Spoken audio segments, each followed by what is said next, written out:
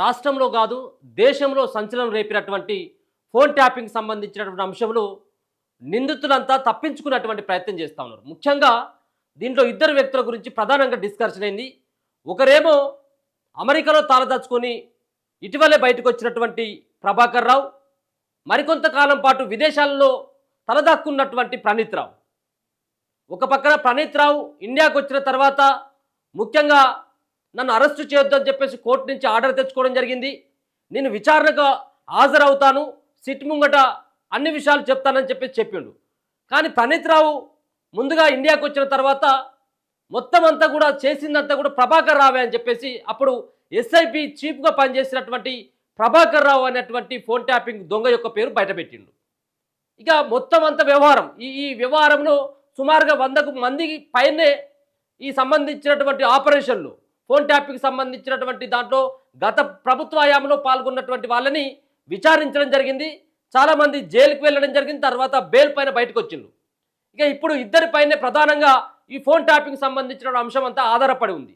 ఈ phone tapping చేపించేటువంటి వాళ్ళు ఎవరు, ఎందుకు చేపించడం జరిగింది, ఎవరెవరి ఫోన్లు ట్యాప్ చేయడం జరిగింది, దేనికోసం ఫోన్ ట్యాపింగ్ చేయాల్సినటువంటి అవసరం వచ్చింది, ఎవరి ఆదేశాలను అనుసరించి మీరు ఫోన్ ట్యాపింగ్ చేసిందన్నటువంటి దానిపైన ప్రధానంగా సిట్ అధికారులు దృష్టి పెట్టి అమెరికాలో తలదాచుకున్నటువంటి ఈ ఇద్దరు దొంగలు ఎవరైతే ఉన్నారో ప్రణీత్ రావుని అలాగే ప్రభాకర్ రావుని ఇండియాకైతే వాళ్ళు రప్యనైతే రప్పించులు, కానీ వీళ్ళ నోట నిజాన్ని మాత్రం కక్కించలేకపోతున్నారనేది వాస్తవం.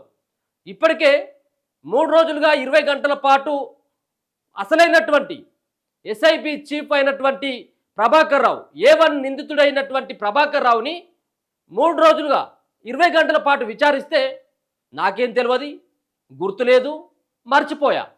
సో ఇవే సమాధానాలు చెప్తా ఉన్నాడు. ఒక్క అడుగు ముంగటేసి నాకేం సంబంధం అని ప్రణీత్ రావు మీద నెట్టేసేటువంటి ప్రయత్నం చేసిండు. ఈ ప్రణీత్ రావు అనేటువంటి విచారిస్తే ఏమంటా ఉన్నాడు, నా పై అధికారి అయినటువంటి ఎస్ఐపి చీఫ్ ఆయన యొక్క ఆదేశానుసారం నేను చేసిన తప్పించి నాకేం అవసరం అని వీడు అంటాడు. మరి ఇలా దొంగలు ఎవరు అంటే ఇద్దరు దొంగలే, ఇద్దరితో పాటు ఇంకా ఉన్నటువంటి వాళ్ళందరూ కూడా దొంగలే. కానీ వాళ్ళ పేర్లు బయట పెట్టడంలో వీళ్ళంతా కొంత భయపడుతున్నట్టుగా తెలుస్తూ ఉన్నది.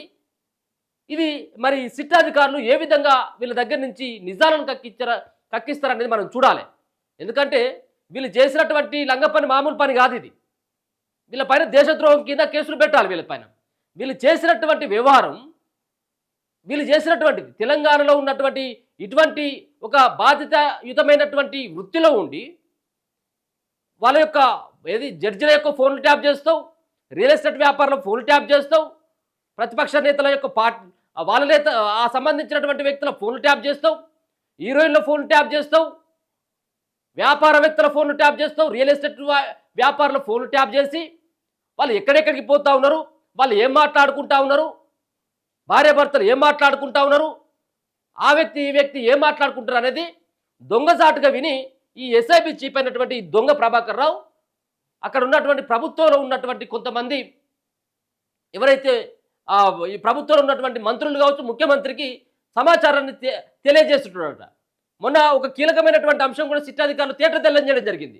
ఈ ఫోన్ ట్యాపింగ్లో మొన్న ధర్మపురి అరవింద్ ఎంపీ నిజామాబాద్, అలాగే గతంలో బీజేపీ పార్టీలో పనిచేసినటువంటి జితేందర్ రెడ్డి, ఈ జితేందర్ రెడ్డి లేకపోతే ధర్మపురి అరవిందే కాదు, చాలామంది వేల ఫోన్లు ట్యాప్ చేసిండ్రు. వేల ఫోన్లు కాదు, లక్షల ఫోన్లు ట్యాప్ చేసిండ్రు. ఈ లక్షల ఫోన్లు ట్యాప్ చేసినటువంటి దొంగలు నాకేం గుర్తులేదు, మాకు మర్చిపోయినా అని చెప్తా ఉన్నారు. ఈయనను అడుగుతానేమో ఈయన మీద చెప్తా ఉన్నాడు, ఈయనను అడుగుతానేమో ఈయన మీద చెప్తా ఉన్నాడు. అంటే ఇద్దరు దొంగలు కలిసి సిట్ అధికారులని తప్పుదోవ పట్టించేటువంటి ప్రయత్నం చేస్తా ఉన్నారు. తాత నువ్వు ఇంత పనికి వచ్చినావు అని చెప్పేసి సిట్ అధికారులు ఇప్పుడు నెక్స్ట్ స్టెప్ వేసేటువంటి స్టెప్ చాలా కీలకంగా మారిపోయింది. సిట్ అధికారులు ఈయనను ఒక రకంగా అంటే ఈయనను ఒకసారి విచారిస్తే ఈయన పేరు చెప్తా ఉన్నాడు, ఈయనను ఒకసారి విచారిస్తే ఈయన పేరు చెప్తా ఉన్నాడు. ఈ దొంగల కథ ఇట్లా ఉన్నదా అని చెప్పేసి ఇద్దరిని ముఖం ముంగట పెట్టి ఇద్దరిని విచారించేందుకు సిట్ అధికారులు రంగం సిద్ధం చేసుకున్నారు. ఇక ఇప్పుడు అసలైనటువంటి దొంగలు ఎవరో బయటపడుతుంది. అందరికీ తెలుసు, ఇవాళ ఫోన్ ట్యాపింగ్ చేసినంత మాత్రాన ప్రభాకర్ రావుకు వచ్చేటువంటిది ఏమి లేదు, ప్రణీత్ రావుకు ఒరిగేది ఏం లేదు ఎప్పుడు అప్పుడు ఫోన్ ట్యాపింగ్ చేస్తే.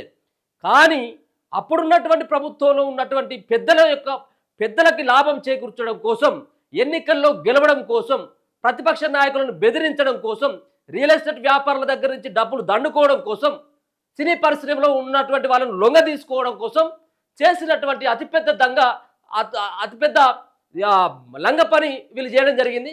ఇన్ని పనులు చేసి ఈ ఈ దొంగలంతా కూడా తప్పించుకున్నటువంటి ప్రయత్నం చేస్తూ ఉన్నారు. కానీ ఎక్కడ కూడా సిట్ అధికారులు అయితే వదిలిపెట్టేటువంటి ప్రసక్తే లేదు. ఎందుకంటే వీళ్ళు చేసింది మామూలుది కాదు. కేవలం రాష్ట్రంలో ఉన్నటువంటి నేతల ఫోన్లే కాదు, బయట రాష్ట్రాలకు సంబంధించినటువంటి వ్యక్తులై, మరో పక్కన హైకోర్టు సుప్రీంకోర్టుకు సంబంధించినటువంటి జడ్జిల ఫోన్లు కూడా ట్యాప్ చేసిందట. ఒక భయంకరమైనటువంటి వాస్తవాలు ఈ ఫోన్ ట్యాపింగ్లు. వీళ్ళు చేసింది రాష్ట్రం యొక్క పరువు తీయడం కోసం చేసినటువంటి పని. వీళ్ళంతా వీళ్ళను ఏ శిక్ష వేస్తే వాళ్ళకు కరెక్టో మీరే ఆలోచించండి. ఎందుకంటే ఇలా జడ్జిలో ఫోన్ ట్యాప్ కావచ్చు, కొంతమంది సినీ హీరోయిన్ల ఫోన్ ట్యాప్ కావచ్చు, కానీ రేపు మనది కూడా కావచ్చేమో. ఇటువంటి వాళ్ళకి సరైనటువంటి శిక్ష పడితేనే రేపు ఎవరైనా చేయాలంటే భయపడతారు.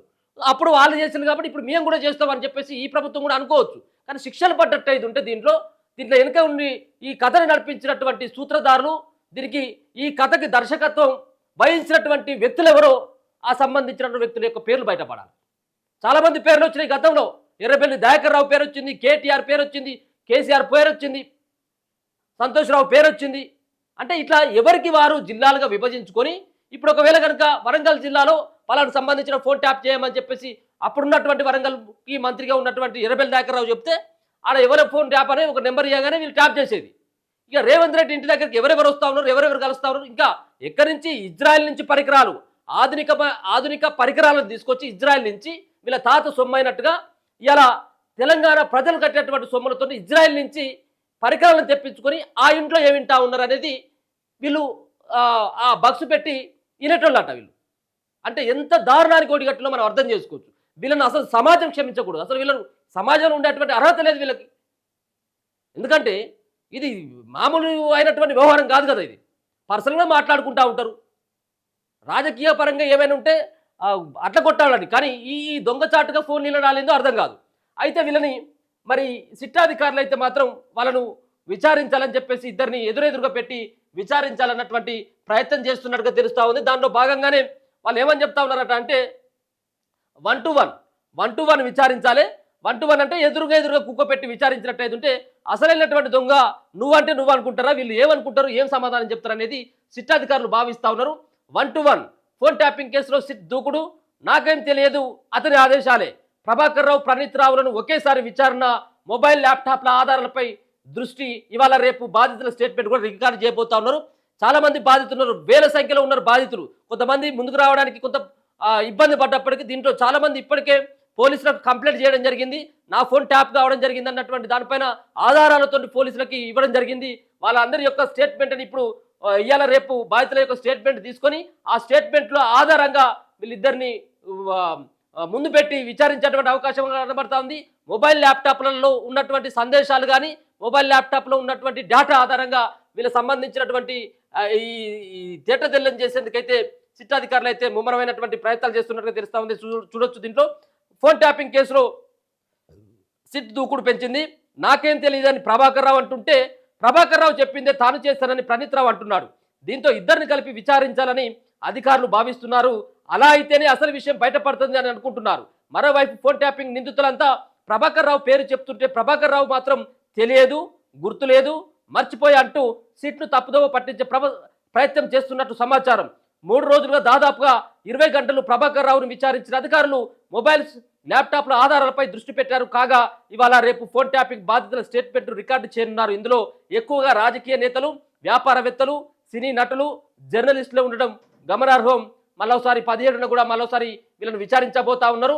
ఫోన్ ట్యాపింగ్ కీలక నిందితుడు ప్రభాకర్ రావు అమెరికా నుంచి తిరిగి రావడంతో కేసు కొలిక్కి వస్తుందని భావించారు. కానీ ప్రభాకర్ రావు కథ మొదటికి తెచ్చారు. ఇప్పటికే ఈ కేసులో ఉన్న నిందితులంతా ప్రభాకర్ రావు పేరు చెప్తుంటే తన డైరెక్షన్లోనే ఫోన్ ట్యాపింగ్కు పాల్పడ్డామని ఆధారాలు కూడా పోలీసులు సమర్పించారు. కానీ ప్రభాకర్ రావు మాత్రం తనకేం తెలియదని, శాఖాపరమైన ఆదేశాలు మాత్రమే ఇచ్చారని చెప్తున్నారు.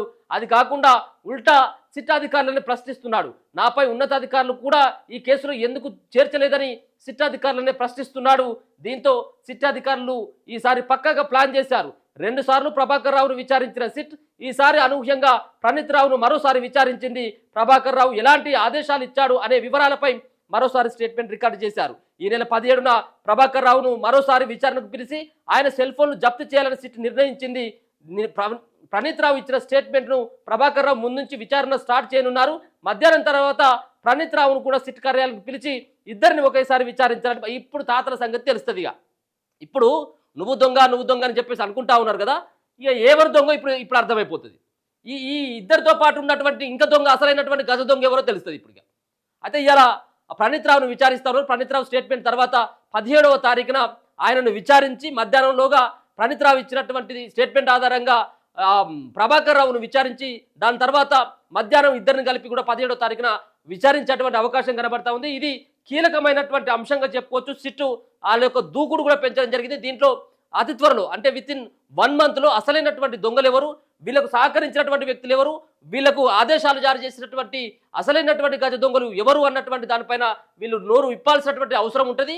మరో పక్కన వీళ్ళ ఫోన్లకు సంబంధించినటువంటి డేటా ఏదైతే ఉంటుందో గతంలో వీళ్ళు వాడినటువంటి నెంబర్ల ఆధారంగా సైతం కూడా సిట్ అధికారులు వీళ్ళ ఫోన్లు జప్తు చేసుకొని ఆ సంబంధించినటువంటి వివరాలను కూడా రాబట్టేందుకైతే ప్రయత్నాలు అయితే చేస్తా ఉన్నారు. చూద్దాం మరి 1 to 1 విచారించిన తర్వాత ప్రణీత్ రావు, ప్రభాకర్ రావు ఇంకెవరి పేరు చెప్తాడు. ఇప్పటికే గత సర్కారులో ఉన్నటువంటి పెద్దలంతా కూడా ఫోన్ ట్యాపింగ్ కేసులో అమెరికా నుంచి ఇటీవల వచ్చినటువంటి ప్రభాకర్ రావు వచ్చిన తర్వాత వాళ్ళందరూ కూడా భయపడుతున్నట్టుగా తెలుస్తా ఉంది.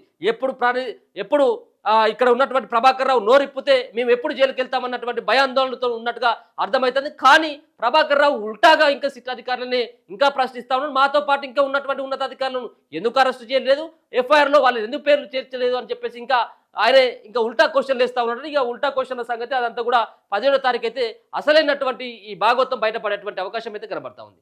చూస్తూనే ఉండండి మన తొలి వెలుగు.